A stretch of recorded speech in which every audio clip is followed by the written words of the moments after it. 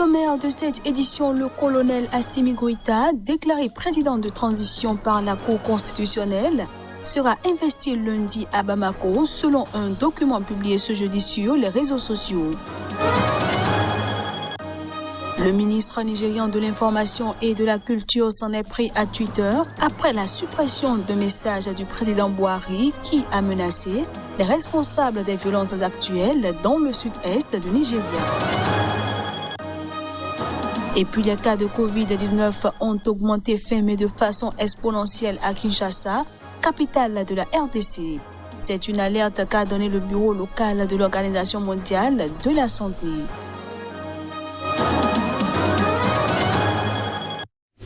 Voilà ainsi présenté l'ossature de cette édition. Bienvenue à tous. On démarre par le Mali où le colonel Assimi Goïta sera investi lundi prochain à Bamako.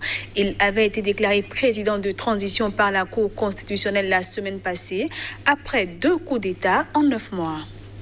Selon un document publié ce jeudi sur les réseaux sociaux, le colonel Assimi Goïta sera investi président de la transition lundi prochain. Bien que démis, le gouvernement malien a reproduit sur sa page Facebook un courrier du ministère des Affaires étrangères invitant les ambassadeurs et les chefs des organisations internationales à assister à la cérémonie à 10h. La cérémonie devrait faire avancer la nomination d'un premier ministre, réclamée par la communauté internationale, qui demande qu'il s'agisse d'un civil. Le préalable nécessaire d'une investiture ou d'une prestation de serment était confidentiellement évoqué de sources proches des militaires comme l'une des raisons pour lesquelles un Premier ministre n'avait pas encore été nommé. Le colonel Goïta a pris une part active le 18 août 2020 au renversement du président élu Ibrahim Boubacar Keïta par un groupe d'officiers. Désigné chef de la junte, il est devenu vice-président après la mise en place d'organes de transition censés préparer le retour des civils au pouvoir début 2022. Il est resté de facto l'homme fort du pouvoir pendant cette transition. Il a fait arrêter le 24 mai le président et le premier ministre de transition poussé à la démission. La Cour constitutionnelle a entériné ce double coup de force le 28 mai en le déclarant président de transition. Nul n'échappe à la censure de Twitter, même quand on est chef d'État. Le réseau social basé en Californie aux États-Unis a supprimé ce mercredi un message du président nigérian Muhammadu Buhari. Le test menaçait les responsables des violences actuelles dans le sud-est du Nigeria. La plupart de ceux qui se comportent mal aujourd'hui sont trop jeunes pour être au courant des destructions et des pertes de vies humaines enregistrées lors de la guerre civile nigériane, avait posté sur Twitter le président Muhammadu Buhari. Ceux d'entre nous qui étaient sur le terrain durant ces 30 mois, qui ont connu cette guerre, les traiteront avec le langage qu'ils comprennent, a-t-il ajouté. Pour Twitter, le chef de l'État nigérian a violé les règles du réseau social. Le message a été donc supprimé. Il y a 50 ans, le sud-est du Nigeria avait été le théâtre d'un des plus meurtriers conflits du XXe siècle. En mai 1967, des généraux Igbo d'une province rebelle baptisée la République du Biafra avaient proclamé son indépendance, déclenchant une guerre civile d'une rare atrocité et une terrible famine. En 3 ans, le conflit a fait plus d'1 million de morts. Depuis le début de l'année, au moins 127 policiers ou membres des forces de sécurité ont été tués et de nombreux symboles du pouvoir fédéral ont été attaqués. Le ministre de l'Information de Buhari a répliqué mercredi lors de messages à la presse que si Twitter avait ses propres règles, le président avait le droit de commenter la situation au Nigeria. Il a accusé le réseau social de tolérer les messages du chef du mouvement des peuples indigènes du Biafra qui, selon lui, encourage la violence. Ce groupe séparatiste est né en 2013 et milite pour la création d'un État indépendant. Il a été classé en 2017 comme organisation terroriste par Abuja. Laye Mohamed, le ministre nigérian de l'Information et de la Culture, s'en est pris à Twitter après la suspension du message du président Muhammadu Buhari. On le suit. Twitter may have its own rules. Twitter peut être ses propres règles, mais ce n'est pas une règle universelle. Si le président, où qu'il soit dans le monde, se sent très mal et préoccupé par une situation, il est libre de l'exprimer. He is free to express such views. we're not going to be... Nous ne nous laisserons pas berner par qui que ce soit. Nous avons un pays à gouverner et nous le ferons au mieux de nos capacités. La mission de Twitter au Nigeria, en citant ces deux exemples, est très suspecte. Quel est leur agenda? What is the agenda? As Twitter deleted the... Twitter a-t-il supprimé les tweets violents que l'activiste politique Nandi Kanu envoie? Le même Twitter qui, pendant le mouvement Ensar, finançait les manifestants Ensar. That was funding Ensar's protesters. When people were burning...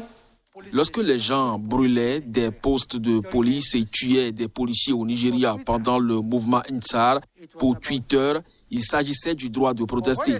Mais quand une chose similaire s'est produite au Capitole, ce fut une insurrection.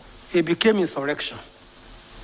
Any organization that gives directives... Toute organisation qui donne des directives à ses membres pour attaquer des postes de police, tuer des policiers, attaquer des centres correctionnels, tuer des gardiens, ne croyez-vous pas que Monsieur le Président n'a pas le droit d'exprimer sa consternation et sa colère à ce sujet?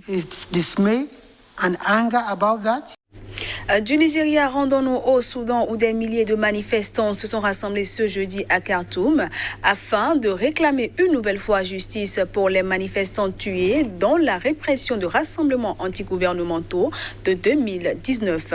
Ces manifestations avaient conduit à la chute de l'ancien président Omar el-Béchir. Les manifestants se sont réunis à l'occasion du 2e anniversaire de la dispersion violente en juin 2019 d'un sit-in organisé dans la capitale soudanaise devant le quartier général de l'armée. La répression de ce rassemblement avait fait au moins 128 morts selon des médecins liés au mouvement de protestation. Nous sommes venus ici pour commémorer le massacre du sit-in et le fait que, même après la destitution de Béchir, les gens souffrent, a affirmé Eman Babike, 24 ans, déplorant le taux de chômage galopant dans le pays. Les manifestants ont défilé devant l'immeuble du gouvernement et le bureau du procureur général en arborant le drapeau soudanais et des banderoles demandant justice, a constaté un correspondant de l'AFP. Nous voulons envoyer le message au gouvernement que nous pouvons toujours prendre la rue s'ils ne peuvent rendre justice à ceux qui ont été tués, a dit à l'AFP Walid Chazli, un autre manifestant. Les autorités soudanaises avaient barré les principales rues menant au quartier général de l'armée, appelant les manifestants à rester à distance du site. Le mois dernier, 2 personnes avaient été tuées dans la dispersion par les forces de sécurité de rassemblements similaires. Après 3 décennies au pouvoir, Omar el-Béchir avait été évincé en avril 2019 après un soulèvement populaire inédit. Les manifestants étaient toutefois restés pendant des semaines devant le quartier général de l'armée pour obtenir un transfert du pouvoir aux civils avant la répression qui avait duré plusieurs jours. Depuis, les familles des victimes ne cessent de réclamer justice.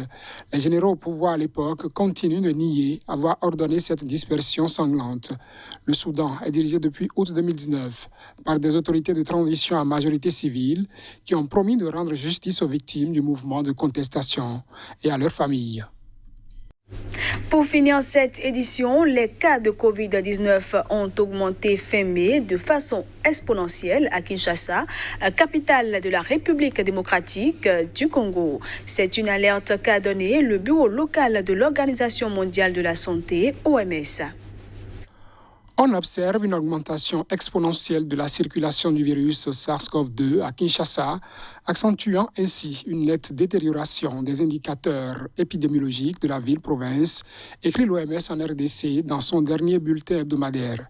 Le taux de létalité reste maintenu à 2,5% dans l'ensemble du pays, note l'OMS, soulignant cependant le contexte de circulation dans la capitale congolaise du préoccupant variant Delta indien. Interrogé par l'AFP, un responsable du ministère de la Santé s'exprimant sous couvert d'anonymat a lui aussi constaté la 3e vague de Covid-19 est déjà là. Il s'agit des variants indiens et sud-africains. Cette vague risque d'être plus meurtrière que les précédentes parce qu'il y a eu relâchement dans l'observation des gestes barrières. La population est invitée instamment à se faire vacciner pour qu'enfin on limite cette propagation de Covid dans le pays, a souligné cette source. Nous sommes dans la 3e vague en ce moment, a estimé un membre du comité de lutte contre la COVID-19, le professeur Jean-Marie Kayembe, cité mercredi soir par la radio onusienne Okapi. Il a fait ce constat sur la base du nombre de cas de nouvelles infections qui augmente, mais également la saturation des centres de prise en charge des malades, y voyant la conséquence de relâchement de l'observance des mesures barrières. Depuis plusieurs jours, les cas de contamination en RDC relativement limités dans l'absolu sont en très nette hausse selon les chiffres officiels. 243 nouveaux cas ont été ainsi identifiés jeudi, dont 161 à Kinshasa, où les contaminations tournaient au maximum autour de quelques petites dizaines ces dernières semaines. Au 2 juin, ces chiffres font état de 32 176 cas confirmés pour 789 décès.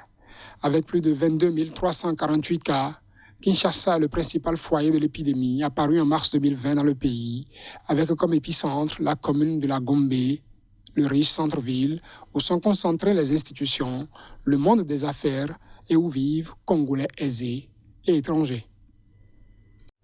Fin de cette édition, merci à tous de l'avoir suivi.